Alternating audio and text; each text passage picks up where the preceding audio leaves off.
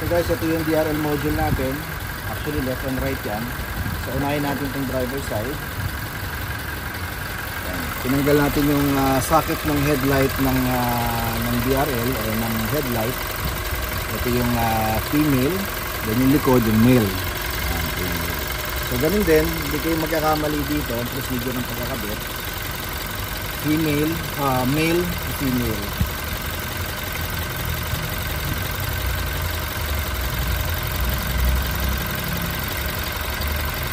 Yun, original siya. So marinig nyo naman yung click. Ayan. Tapos natin yung kabila. Yung kabilang side. Ayan, diba may ilaw na. Yun.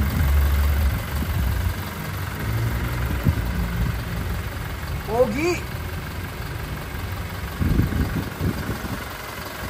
So hindi na ngayon mamamatay yung DRL sa headlight. Ganda ng headlight eh guys, di ba? Kahit yung V tsaka yung Q variant, ganda headlight eh. Lalo na yung DRL niya. So for some reason, pinapatay ni Toyota dahil meron kang secondary. Pero iba pa rin nadating syempre ng headlight eh. So ngayon, hindi na siya ngayon mamamatay. So next natin ikabit yung kabila.